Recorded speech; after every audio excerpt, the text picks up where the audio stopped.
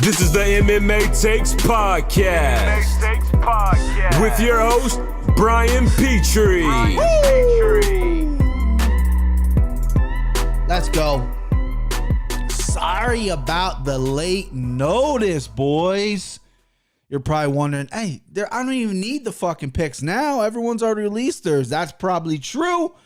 Had a little incident with the 4-year-old. Was set to record yesterday. Come home from work. She's a little sick.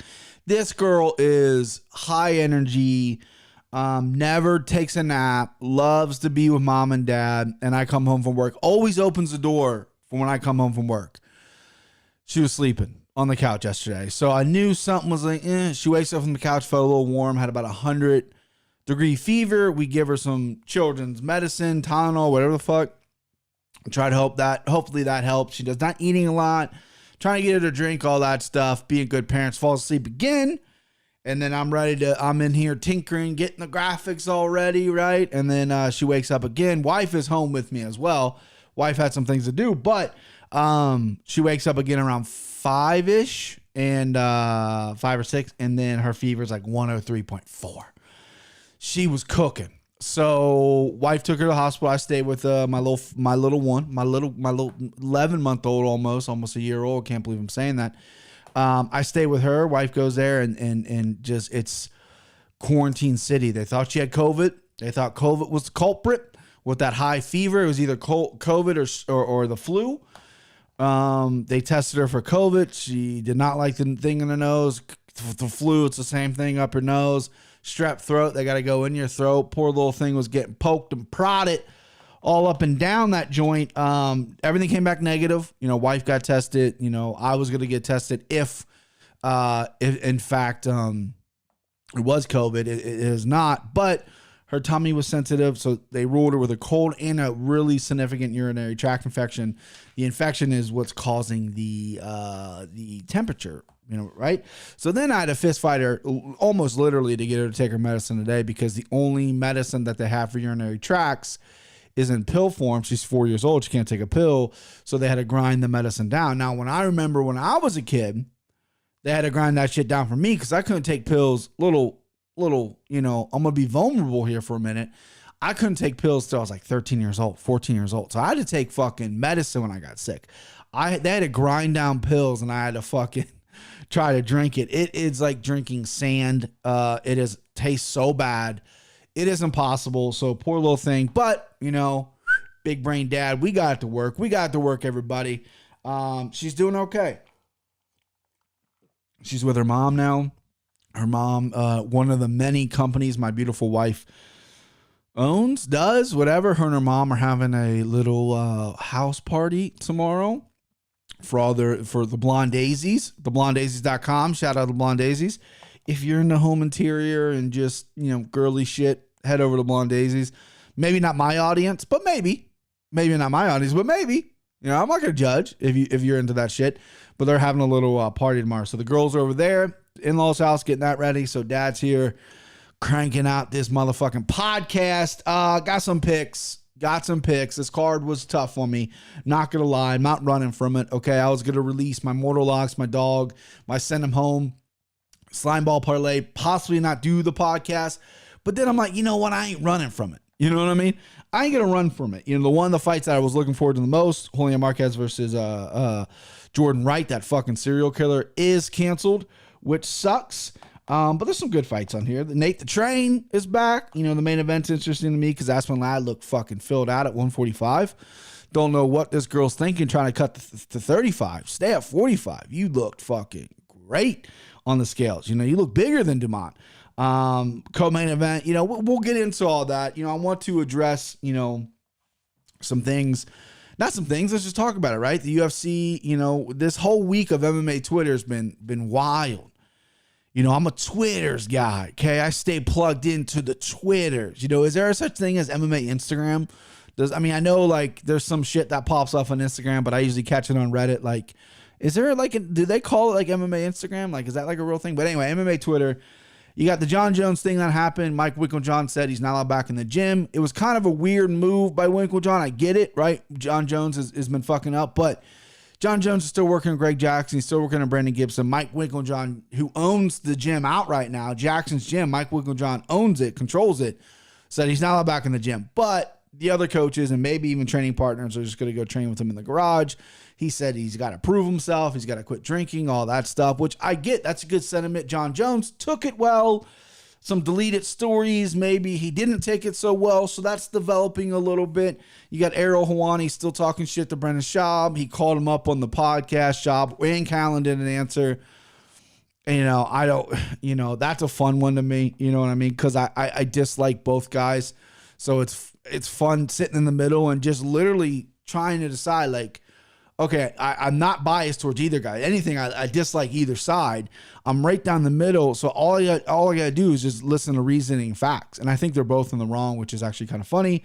What else we have? We had fucking Conor McGregor, my boy Conor McGregor going on one, saying some shit about he Googled people in Dagestan marrying their cousins and stuff, and him and Ali got into it. He says, "I celebrate when you die."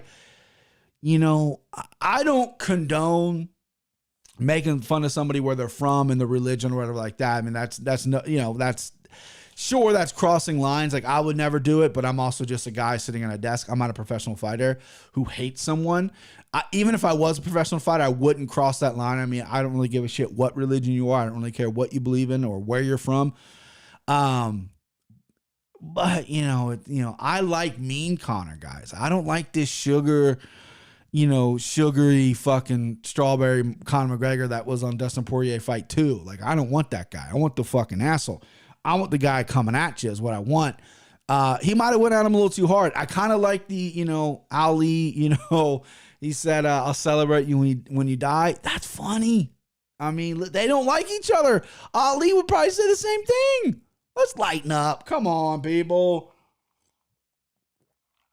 And then, what else? You got Luis Pena gotten released from the UFC after the domestic violence stuff. I kind of touched on it with the John Jones thing. I read the police report with Luis Pena. So the only difference is, there's two differences. My boy Jeannie Douglas is back. What's up, Jeannie? The only difference is John Jones' wife, fiance, did not say he punched me in the face or there wasn't witnesses. Also, John Jones is a megastar, right? Luis Pena, 5-3 fighter in the UFC. He's on the fridge. This is like the second or third time he's been in trouble. The UFC, Dana White has said they try to help him. I don't know what that entails. And then apparently he was in a physical altercation with his girlfriend. She called up. They had restraining orders against each other, or maybe like a no contact order. They were living together. They got in a fight. She called up and she said, "Hey, I don't want to be a snitch, but I got this guy out of here. He's hitting me and stuff." Another lady tried to break it up, and apparently Pena put her in the hospital. Like, he hit her too. So listen, you can't be putting your hands on women. You just can't be doing it. And Pena, again, this is more, multiple times he has done this now. Now the question is, if they came out that John Jones hit his fiance, hit a woman that intervened, would he get this same treatment? Would he get cut or not? Is there that hierarchy where this guy can get away with anything and this guy can't? I mean, there's a famous story. Jimmy Johnson coached the Cowboys. There's a rookie punter that fell asleep in the meeting, and he went over there and chewed him out. What the fuck? You never sleep, mate. Cut him. Send him home, right? The reporter asked him, "Well, what if Troy Aikman fell asleep in the meeting? What would you do?" He said, "I'd walk over to him, ask if I can get him anything." There's hierarchies in this world, and it's unfortunate. But what Luis Pena did seems pretty fucking hardcore. Seems like a toxic relationship. I don't, from my own personal experience, I've never been in a toxic relationship like that. I know people who have. So, unfortunately, I think they're going to probably find their way back to each other, him and this girl. But I wish them all the best. I mean, listen, you can't be beating people up. You can't be putting your hands on women. You just can't. Pena, you can't be doing it. So that was a wild MMA Twitter week. Let's get to the picks, because that's why you're here. I got them fire picks. Oh, one little last thing. This is so fun. Everyone does this on MMA Twitter. It's so fucking funny to me. Bellator has a card tomorrow night. I wish Bellator would stick to Friday nights, okay? I don't want them competing with the UFC. It's whatever, right? The UFC card's a little weak. The Bellator card's got some action on it, right? I'm going to watch both. I know they kind of maybe cross a little bit at times. Doesn't matter. But there, I've seen on Twitter, not people I follow, but people who've liked tweets, and you know how that works. It says, low key, like this is like the hottest take they've ever said in their life. Low key though, Bellator's better tomorrow. Oh, okay, great. That's fine. Watch both, watch Bellator, whatever. But are those same people going to say like October 30th when we get that pay-per-view for free? Are they going to be like, hey, low key, Bellator's better? They're not even going to have an event that day, right? What about November 6th with a stacked card? Low key, Bellator. It's just they come out on situations like this. It's like, it's not a hot take anymore, guys, okay? It's just not a hot take. Let's just stop doing it. Let's save everybody's time, okay? It is what it is, but people like that competitive. There's some people that want to see the UFC fail because they're on top. They want to see the top guys get dropped down a little bit. Francis Ngannou is out there complaining about money. I don't know what the fuck that's about. This guy made $800,000 for his last fight 10 months ago or whatever it was. Turned down a fight in August and now saying he needs to borrow money. Now, listen, these guys need to make more money. I'm not saying that. I'm not saying that they don't need to make more money because Francis Ngannou should be a millionaire by now. I know he's only just won the title, but you get it. These fighters are doing a lot. But is there ever going to be a situation where we're like, hey, how much are you spending outside of camp, or how much are they charging you for camp? Because as far as I know, Francis lives in Vegas, uses the PI, which is free, and then uses like Extreme Couture Syndicate right there in Vegas. I'm not really sure what gym he's at, but it's like you're blowing through $800,000 in 10 months. Like, what are you doing, right? I mean, he's saying he has to borrow money for training camp, and that's sad. That's a heavyweight champion in the world, right? But you turn down a fight in August. If you need the money that bad, maybe you've been like, you know what, fuck it, I'll step up and fight or whatever like that. It shouldn't be like that, but what are you doing with your money, right? I'm on a money, manage money better. Oh, not wrong fight. Here we go. Arlene Carolossi versus, I'm having a hard time pronouncing this woman's name. Let me see here. Hold on. Wait. Yep. Isatella Nunes. I'm gonna call her Nunes. I can pronounce Nunes. We got a 125. 115 pound fight here. Listen, I'm sorry. I'm scatterbrained right now, but let's get to the fights. Carlossi. She's short. She's stout. She's fucking powerful. She's 1-1 in the UFC. She looked good against the Angela Hill fight. I know that fight ended with a cut, I believe, but Angela Hill is a motherfucking beast. I like Angela Hill a lot, so that's a good debut. Is currently sending all the juice, Jeannie Douglas. She might be on all that motherfucking juice, all that Whole Foods juice, that good shit. Carolossi might be on that. Nunes making her debut, but Nunes fought in one championship. She fought Angeli over there, who's an absolute savage. She's 2-1 in one championship, coming over now. Looks like Raquel Pennington. Looks like Raquel Pennington's younger sister. She's listed at 5'4". Carlossi's listed at 5'2". At the weigh-in today, Nunes seemed like, I don't know if they had shoes on or what. She seemed like she was a foot taller than Carlossi. I mean, that's only 2 inches. There's a little more than 2 inches.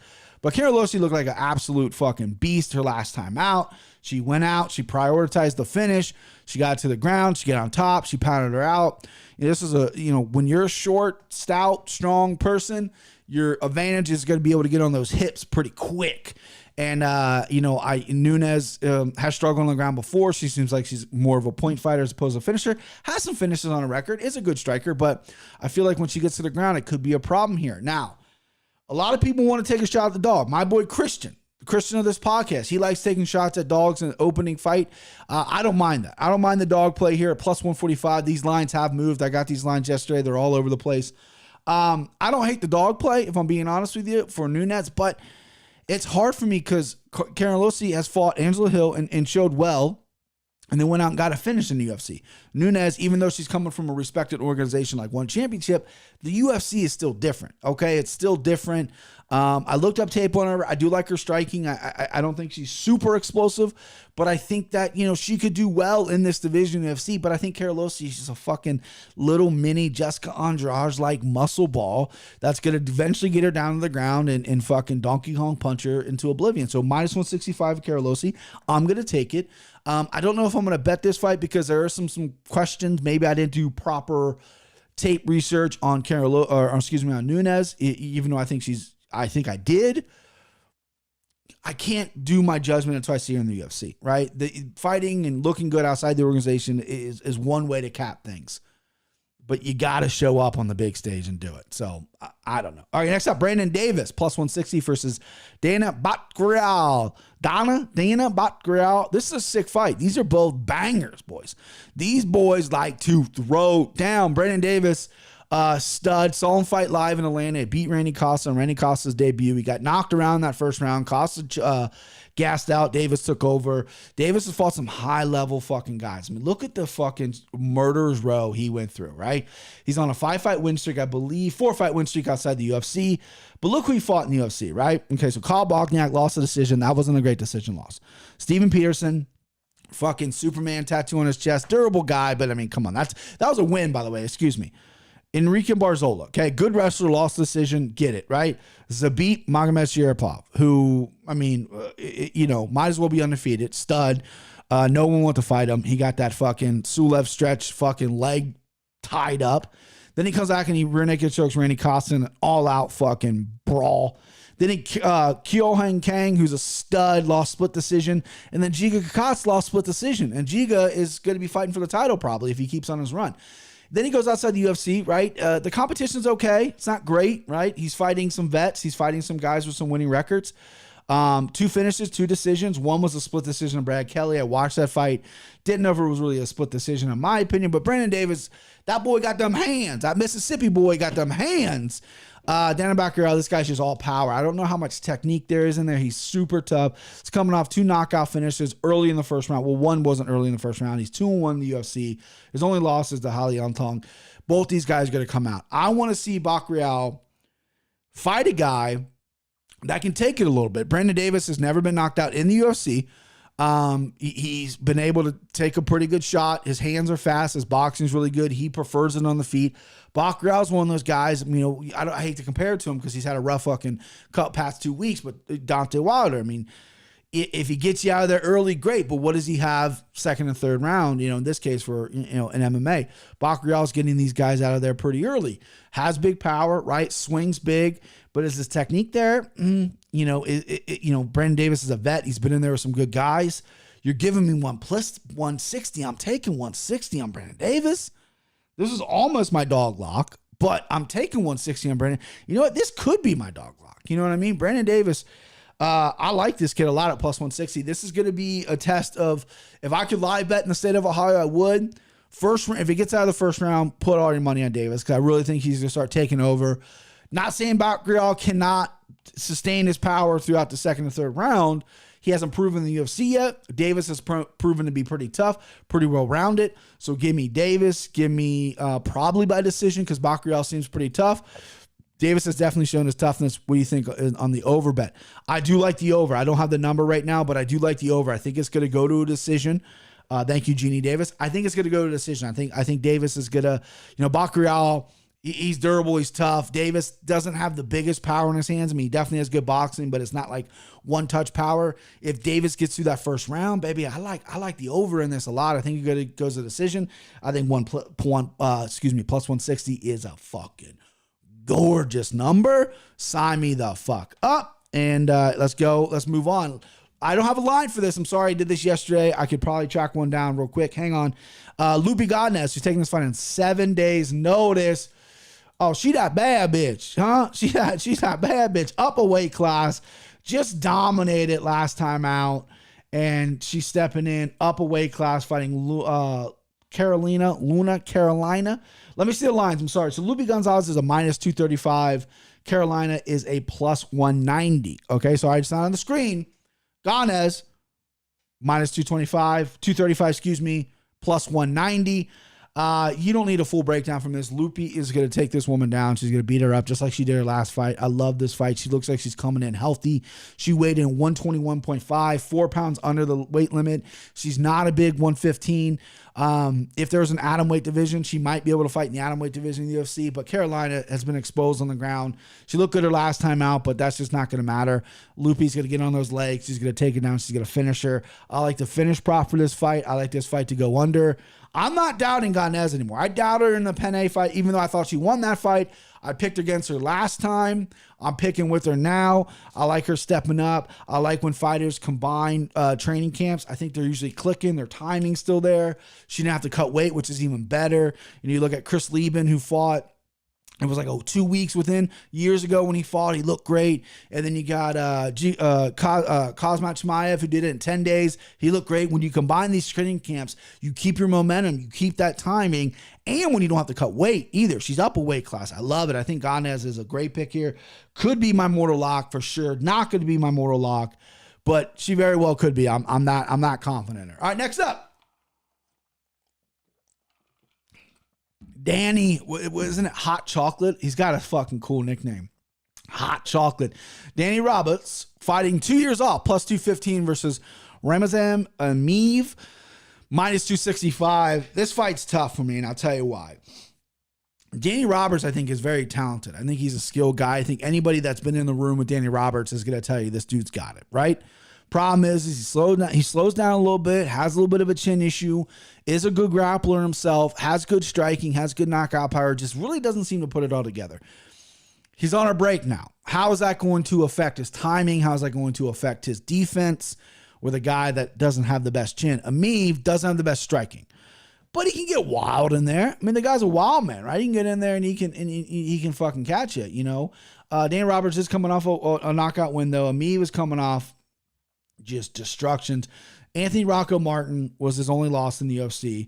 He's beaten some good guys. He's been in the UFC for a while, since 2017. Beat Sam Alvey, beat Alberto Mina, beat Stefan Skrlik. Anthony Rocco Martin was a decision loss. Nicholas Stolze, and then David Zawada split decision. So he's coming off that Zawada fight, which split decision. I think he won off the whole fight. I think he won the fight. I don't think it should have been a split. I don't know what the other judge was thinking. However, he didn't look that great. So when I was doing tape on this, I'm like, man, if Danny Roberts was fighting more often, I would take Danny Roberts. But since he's not, I'm going to go with Ameev. I think Ameev is just going to, he's got that fucking Dagestani wrestling and the chain wrestling, and he's durable and his cardio is held up. And Danny Roberts has shown not to do so well against people who offensive wrestle on him. I would love Danny Roberts to go out there and be like, fuck that. I'm taking you down, bud. I'm Hot Chocolate. I'm taking you down.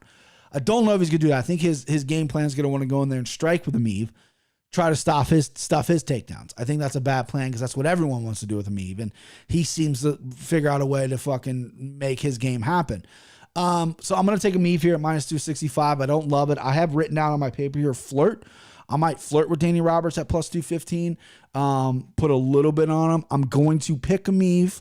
This is a non-bet for me. This is a pass. I don't love the dog spot here. If Danny Roberts was a little more active, I would maybe really consider it. But just being off for 2 years and then getting in there with this fucking Dagestani murderer, I mean, it's just, it could be a problem. But I do like that Danny Roberts is back, and I think he is a talented fighter. But yeah, just needs to fight a little more there, but needs to fight a little more there. What do you think about that? All right, next up, Andrew Sanchez versus Bruno Silva, plus 130 for Sanchez, minus 150 for Bruno Silva. So this fight was the first fight, you know, I don't know if you've been listening a while, I fill out a card, right? I print off all the fights on my card, and I go through before I do any research, and I fill in, I'm never going to sway off this pick, right? I go in, and usually it's like 1 or 2 fights. Usually I know the card that's coming up, so I have an idea of what it's going to be. And so this is a fight that I automatically W'd Bruno Silva. This guy's got next world power. Fought Wellington Turman, who I know is on a little bit of a skid here, but is a grappler himself. He reversed Wellington Turman on the ground and fucking knocked him out. Andrew Sanchez is a good wrestler. Does have some awkward striking. He's got like a weird karate thing, right, going on for him. He's elusive a little bit. Has been knocked out before. And Silva, I know he got busted with some kind of steroids and he was out for a while, but this dude packs a lot of fucking power. And a lot of people are kind of dogging the Silva line here. A lot of people on the Twitter are dogging the Silva. Silva shouldn't be this high. You know, a lot of people are picking Andrew Sanchez. And I'm like, wait a second. Because I was early on this, early in the week. And I'm like, And then obviously I went back, do my due diligence, read the fights, looked in the fights, watched tape, all that stuff. You know, Andrew Sanchez coming off a knockout loss of Makhmed Muradov, which is that kid's a fucking stud. I know GM3 just beat him, but the kid's a fucking stud. Before that, he knocked out Wellington Turman. So they have a common opponent. But Andrew Sanchez wins 2, loses 2, wins 2. I mean, he's so inconsistent, but he is fighting some good guys. Anthony Smith, Ryan James, who the fuck that is, Marcus Perez, who at one point was a good talent. He did beat him. Marc-Andre Barriot, who has now gone on to win a few fights. Marvin Vettori, the Italian stallion, the delusional fucking meathead. He lost to him. But Sanchez, I really don't see how he wins this, right? Bruno Silva coming off the gas, but all his last 1, 2, 3, 4, 5, his last fights have all come by some kind of knockout. This guy's fucking power is on another level. And he's not fighting bums either, right? So Wellington Turman, his UFC debut, right? Knocked him out in the round 1 after getting taken out and reversed him. And then he gets Artem Frodlov, who's 11-0, knocked him out round 4, sick fight. Alexander Shlemenko, who was the fucking Bellator champ for a million years. The guy's got over 100 fights, knocked him out in round 1. Gennady Koloff, 17-5, round 1. That guy was a little whatever. And then Mateus Musulo with punches round 1 as well. He caught him early. This kid's got some fucking power. Now, that doesn't mean everything in MMA. Like, how do you handicap the power to this? Sanchez really hasn't really wrestled much. And I think if he wrestles, I think Silva can reverse him and get on top. Sanchez doesn't want to be off his back. I understand people like plus 130. I get it. It's a plus number. You're looking at it. You can put $100 down, win $130. You're like, oh shit, this is what I fucking want to do. But give me Silva here, man. I'm all over Silva. I might even touch the prop at a KO. That seems so obvious. That seems so square. That seems like the most square pick I ever did, and it's probably not going to cash because I'm 0 for 9 or 0 for fucking lifetimes on props. I can't predict a fight right. If you just check my Bet MMA tips, it's absolutely horrible. But I like Silva here, man. I like him a lot. This was going to be my send him home. I have another guy I've circled. But, yeah, I mean, I'm not going to go off my read. My early read was Silva. Sanchez just hasn't impressed me. He's a tough guy. He's been around forever. He can really get in there and get grimy. If this fight goes long, that's going to be a problem because just like I was talking about Bactrial earlier, Silva likes to end things early. What happens when it goes to the second or third round, right? This could be another hedge. I'm not a hedger because I don't have the opportunities to because I live in a state where sports betting isn't legal and I won't go overseas with that shit. Fuck Boveda and fuck my bookie. But this might be a live hedge situation. Put your money on Silva a little bit. Goes to second, third round. Sanchez starts taking over with that kind of wrestling grimy style. Bruno starts gassing a little bit. I mean, listen, there's a reason he was on that sauce, right? Was it because he wanted to look good with the muscles, or was it because he fucking needed help training because he didn't have the gas? So, yeah, I mean, to that point, I see it, but I'm still rocking my read here. I'm still going Bruno Silva. I think this guy's fought some really good competition. And it really depends on how much those fucking steroids helped him out. All right, next up, Ludwig Klein, minus 350 versus Nate the Train. Boom, boom, plus 270. Nate Landwehr, one of my favorite personalities in the entire world. This guy is Mike Perry, 3-6 Mafia, and Project Pat rolled into one from Tennessee. This dude is fucking... He's entertaining. This dude went over to Russia, fighting N1, beating Russians. Became a champion over there. Came to UFC, has not had the same success. Fought, what's his name? Not Gilbert Burns, Herbert Burns. Gilbert Burns' fucking brother, who's trash. Got knocked out, got caught with a knee. Train derailed. Comes back and fight Darren Elkins in an absolute fucking war, blood everywhere, very close fight. Nate gets the nod. Nate the Train, baby. He gave an electric post-fight interview. Nate the Train back on, babe. Train back on. Then he runs into Julian Erosa, right? Gets knocked out again. So this is a guy who is limited to his skills. He's very, very grimy. He's dirty. He likes, well, not dirty fighter, but you know what I mean? He likes to get in there. He likes to rough you up. His cardio is a weapon. You know, his takedown defense was pretty good. He would just wear on you, and it was his will versus yours. That's how he got a lot of wins. His striking's not great. His jiu-jitsu's not great. He would just will some victories, right? He wasn't the most skilled guy. That's how he won in fucking Russia. Comes to UFC, you start running into some guys that's not going to work with. I'm still shocked about the Herbert Burns knockout because Herbert Burns is so bad. He's not a great fighter, and he's not a great stand-up fighter. He's more obviously a jiu-jitsu guy. And then Julian Rosa's knocked out a lot of people, so that, you know, and he caught Nate early, so whatever. So you're staring at plus 270, right? Then you enter Ludwig Klein, who completely destroyed Shane Young, but he missed weight.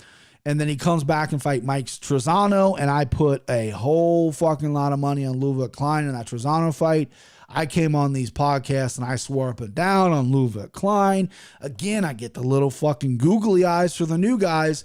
Ludwig's done some well outside the UFC. He's a clear knockout artist. He's got amazing head kick, powerful striking. I get those fucking googly eyes for the new guys. Put way too much stock in that, and Trezano is just outclassed him, was a better fighter. So you get this fight. Now, right off the jump, I hate the line. I hate minus 350 for Klein. That's too high, I think. But Nate is coming off some ugly losses. And even his win was kind of ugly. You know, the Darren Elkins fight, I mean, Elkins is a fucking dog. I mean, there's no one tougher than the Damage, right? But, you know, Nate, that's what he kind of needed in the UFC. That's the kind of fight he makes, right? He's going to make fights like that. So then, man, so this is tough. So here we go. Ludwig Klein. Send him home. Send him home early. Send him home. He's going to be my send him home. And here's what I'll say, right? I think there's some better opportunities maybe with a send him home on this. But I feel like if Ludwig catches him early, right, with a head kick, with something early, I think Nate's chin's just not there anymore. This is Nate the Train. He's had some wars and had a bad end of a lot of them. Very true, Gina Douglas. This is Nate the Train, baby. He's been in a lot of wars. And the one thing what I like Nate did is he was fighting at a small camp, his camp in Tennessee. He's now down at MMA Masters in Florida, which is a ever-growing camp, right? So he's training with some better people. I don't know if one camp is going to fix some of the problems that he's had. You know, just being caught in his, you know, the Herbert Burns knockout was a knee flush on the chin. I mean, what are you going to do? The Julian Rosa knockout wasn't he's a knockout artist, but it wasn't the biggest punch in the world. And he went down. That scares me. Ludwig Klein's got some of the nastiest head kicks you can ever find. And if he even if Nate blocks it, right, goes up and blocks it, those get through, that could be a fucking problem. So that's my reasoning for Ludwig Klein to send him home. I'm going to bet the prop early. Now, I am so bad at props right now that you might want to go the other way. You might want to go Ludwig by decision. You might want to go Ludwig by fucking submission, right? Because I am so fucking dead wrong. I'm not here to be right. Okay, I love to be right. Who doesn't like to be right? I'm here to try to help you win money and help me win money, right? This is my read. And I'm telling you, if you're watching me, I have been so fucking far off on the finishes. But I do feel like that Nate's chin is compromised. I do love the move to MMA Masters. I just don't know if it was he's had enough time there yet to really make a difference. But I'm not going to play money line either way. I'm not going to pick a side. I'm going to go Klein by knockout, and I'm going to go Klein by knockout first round, right? And then if that doesn't happen, I advise you, I don't have the abilities to do this, but I advise you to maybe hedge with Nate. Because the longer this fight goes and the grittier it goes and the longer it goes, that favors Nate the Train, baby. I used to have a fucking Nate the Train thing here. This guy, he cracks me up. But that's my read. That's my read, okay? I'm being transparent with you. And that got bumped up to the main card, which I thought it should have been anyway, with Marquez and Wright falling up. All right, next up, you got Marion Ferrot versus Mario Bruno Silva. Ferrot's minus 225 and Silva's a plus 185. Another fight where people are questioning what I'm seeing. Again, I fully admit, I get the googly eyes for the new people, right? Ferrot came in, striking looks unbelievable, right? They need talent at 125. This girl's got talent. She's got striking talent, some questions on the ground, maybe still. We haven't really seen much, but you can leave it up to interpretation. Mario Bruno Silva, solid fighter, coming in here, looks to be in incredible shape, has a UFC experience as well, not a newcomer. You know, she's fought some good girls in this division, lost to Marina Moroz, beat came from the Contender Series, beat Jillian Robertson by armbar, which is a good win because Robertson is good at jiu-jitsu as well. Lost to Marina Moroz, beat Marabella, which, I mean, come on. And then had a draw with Montana De La Rosa. She is a jiu-jitsu fighter. She wants to fight on the ground. She wants to take you down. Her striking has looked very much improved. She looks to me in incredible shape. Ferrot, Manon Fiorot is a girl that when she debuted, I went, ooh, ooh. Because there's not a lot of people at 125 that make you do that besides Valentina. You start looking at these women at 125, and it's a lot of people that can't make 115 anymore, maybe, coming down. This woman, fighter, looked unbelievable to me, right? Victoria Leonardo, say what you want about her, whatever. 8-2, yeah, okay. Knocked her out, right? And then Tabitha Ricci, who was undefeated in a little fucking Tisha Torres Spitfire, fucking bull. Fiorot knocked her out in the second round as well. Like, this girl doesn't fuck around. And she's coming in this fight going, I want to knock this girl out. I'm knocking her out. I fucking love that, right? And I think she can do it. I think she's talented. And Silva is more than just a jiu-jitsu fighter, but she obviously wants to get this fight to the ground. I kind of want to see how it gets to the ground too, right? This is going to be my mortal lock. I'm locking up Fiorot. It's my best bet. Manon Fiorot, minus 225. I'm going, I like her a lot. She is one leg of the slime ball. She's going to be in the slime ball. That's one leg. I'll tell you the rest at the end of the podcast. She's going to be the anchor of the slime ball. Minus 225. A lot of people like Silva, Bruno Silva. A lot of people like it. I've seen people put 10 units on Fiorot, which I think is fun. Unless your units are $1, 10 units, man. That's, I don't advise that because Silva is still very elite on the ground, and they both have the same record, same kind of experience in the UFC. They're both very tough women. They're very high level. This is great matchmaking. But I like Fiorot. I mean, I do. I've been on her since day one. I can't turn my back on her now. You won't hear me come in and say she's a fraud or anything. If she loses, she loses. She'll need to work on that aspect of her game. But her striking and her tenacity and her willing to finish and just her fucking badassness, which isn't even a word, just her just being a fucking savage in there. I love it. I love it. That's what 125 needs. They need more savages. All right, next up, Jim Miller versus Eric Gonzalez, minus 225 versus plus 185. Gonzalez cut 24 pounds, took this fight on 10 days notice, and he's fighting the vet Jim Miller with over, seems like 1 billion UFC fights. A guy just never stops. So here's my problem, right? Here is my problem I have with this fight. I just don't think Jim Miller has it anymore. But he has proven to beat guys like Gonzalez, right? Guys who come in who aren't experienced in the UFC. Gonzalez has 5 losses outside of UFC. He was fighting Combatas, which is a good organization. He's fought some good guys. But this is where Jim Miller fucking thrives, is against guys like this. Genie Deck has been following Ghost Pepper Gonzalez for a while. Dude's tough and hungry. That is true. I dove into a deep wormhole of Eric Gonzalez. I did not know him before the signing. Ghost Pepper is a fucking killer nickname, by the way. I love that so much. This guy's got long arms. He's scrappy as fuck, and he likes to fight. He likes to get in and get after it. Jim Miller, after that first round, falls off a cliff. He does, against anybody. His cardio's just not there. A little bit old, Lyme disease, whatever you want. But he's so dangerous in that first round. And a lot of newcomers don't come in and beat Jim Miller. He just doesn't fucking allow that. Jim Miller only loses to like elite guys. You look at the Roosevelt Roberts fight. Roosevelt Roberts came in and everyone was all over him, including me. Roosevelt looked great on the Contender Series, and Jim Miller fucking, what did he do? He armbars him. And then you got Joe Selecki beat Jim Miller, which is, I guess, kind of, but I was thinking Jason Gonzalez was another guy, rear naked choke, came in, kind of tall, kind of awkward. Alex White was another one that was a huge favorite over Jim Miller. Jim Miller was coming off 4 straight losses. Jim Miller, I respect him. He holds a lot of records. They did a thing today. He's never missed weight of all his debuts. The guy's a true professional. He's making money. He's out of the title picture. I just don't think he can keep up with the young guns. And I think Gonzalez is scrappy. And I'm going dog. We need more dogs.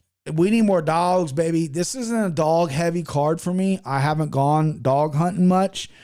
I think I only have 2. I have Brandon Davis and Eric Gonzalez, and I really went down a wormhole of Gonzalez, and I think this kid's fucking tough, man. I do. I think he's scrappy. I don't love 10 days. I don't love the giant weight cut, but it's not like Jim Miller is some kind of cardio freak anymore, right? Jim Miller likes to stand up, and then if he usually gets taken to the ground, then that's when he takes over some people. You know, Joe Solecki took him to the ground, and Jim Miller couldn't do anything. I don't see Gonzalez doing that. I see Gonzalez mixing up really well, but obviously wanting to stay on his feet. I think he's going to sting Miller with a couple punches, and I like him in this fight. I like him as a dog money. Again, I'm not going to ruin it with props. Probably by decision, because I think Jim Miller is that fucking tough. I think Gonzalez, if he has cardio, taking this on such short notice, I think he could win a decision. That would be my prop play, but you probably shouldn't listen to me on the props. But I like Gonzalez at plus 185. I've been picking some good dogs, and I see it. I like it. Give me Eric Gonzalez, because I think he's a fucking stud. All right, next up, GARNELOSSI versus Carlos Felipe. Minus 105 versus minus 115. This line's moved a little bit. Maybe one's in the plus on certain books. I still have as a pick 'em on my book. And I love pick 'em fights. I do. This is a fight where you're not going to put it in a parlay. You don't want to ruin anything. I will say again, I am not a prop master right now. This used to be the one-stop shop for the props. I have since blown that because I can't get a fucking prop right. However, I love this fight to go to decision. Go to decision. I'm sure it's a wild number. I'm sure it's crazy. It's probably not a juicy number, but I like it going to a decision. Both guys are kind of the similar fighter. GARNELOSSI doesn't grapple much anymore, doesn't really lean into many of his punches, doesn't really look for knockouts. What he likes to do is he likes to point fight now. He's got good boxing. He's trying to avoid getting knocked out. Carlos Felipe is the same way. He puts a lot of pressure on you, throws a lot of punches, he talks shit to you, and then he doesn't have big power either. Both these guys are fighting very similar. So I see a stand-up battle. I see a fucking crazy split decision happening. Good to go either way. I'm picking Felipe because I have a shirt here. This is my betting system shirt. If you're interested, I can sell it to you. But the very first line right there on my betting system, it says bet on blonde, baby. Carlos Felipe dyes his hair blonde. Bet on blonde. And the other one says from a stand, bet $1,000. GARNELOSSI, a lot of people say he's Russian. He's Belarus. That's not from a stand, baby. There's no Belarus here, okay? Give me Mini Mark Hunt. He does kind of look like Mini Mark Hunt, Genie. Yeah, give me Felipe for sure. I like him by decision. I'm not super confident.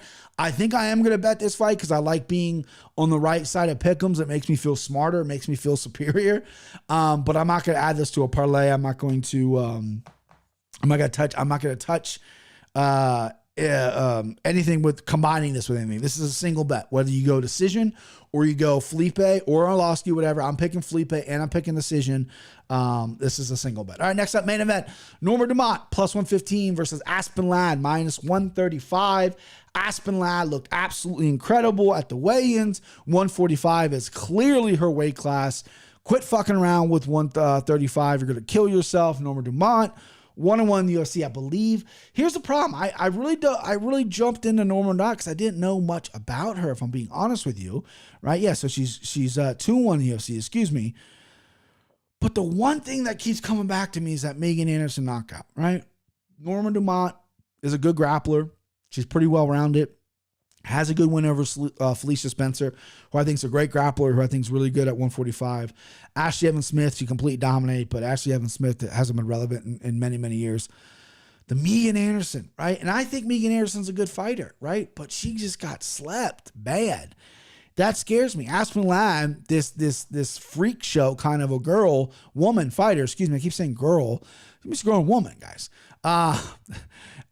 She blew out both her knees or blew out a knee really bad. Now she's coming back. Missed 135 a couple weeks ago. Now she's at 145. She had a training camp. I think her timing is going to be there.